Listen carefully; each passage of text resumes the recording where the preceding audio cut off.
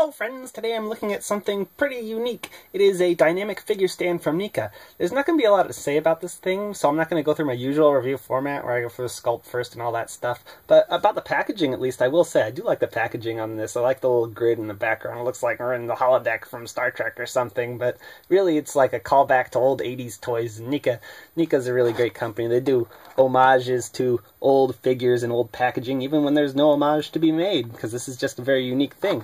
Anyways, let's just open it up already. So, in the tray, you get two bases. There's one big base, it's all clear, just sits flat, and then there's a special suction cup base. And the last thing you get is a big claw arm.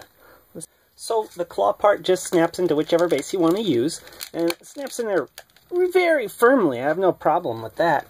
Now, I'm kind of off-put by how this claw only moves on one side. I was expecting to be able to move it, but I mean, it kind of means you can only grab your figure in a certain way. I don't really have any Neca figures that would be appropriate for flying poses, so I'm going to try my luck with Superman here, and you can see it holds the weight fine. It's just based on the way the claw is positioned, I can't really get him to be flying at a good angle. I'm going to try to switch this around, kind of grab on at a different angle or something. Let me try this.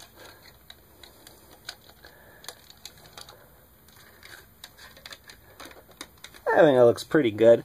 I mean, this isn't really meant to get you in any extreme pose you want, but you can definitely support some figures to make them look like they're floating. It's pretty cool.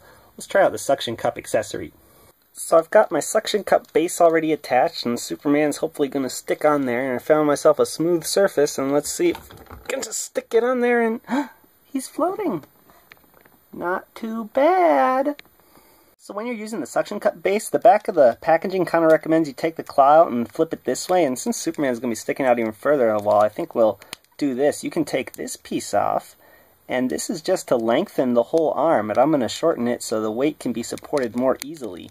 And then we will switch our claw to vertical. It was already at vertical, but I forgot. I'm going to stick it on the wall and get a better angle on that. Open it up, put Superman inside. Close the claw. Pretty good. So the suction cup base worked pretty well, but I think I'm just going to stick with the normal base most of the time. And there's one feature on this I haven't covered, which is this ratcheted part of the arm, which means you can raise it and get more length if you want. I don't know how useful that is, but it's a nice feature to have.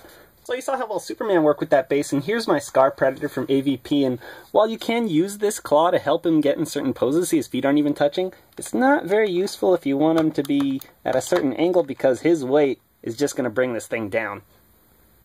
Here's a pose that I got for my runner alien from Alien 3, which it's nice to have this claw for it because the stand that came with this guy actually broke on me. I could go all day making different poses with different figures in this claw, but it's really useful, I think, for making extreme poses that you normally wouldn't be able to have the figure stand up. Not really flying poses. If you stick the claw out too far, some figures you won't be able to support the weight for, so your mileage is going to vary. But I really like this dynamic figure stand. It's a cool thing to have, and I recommend you go get one.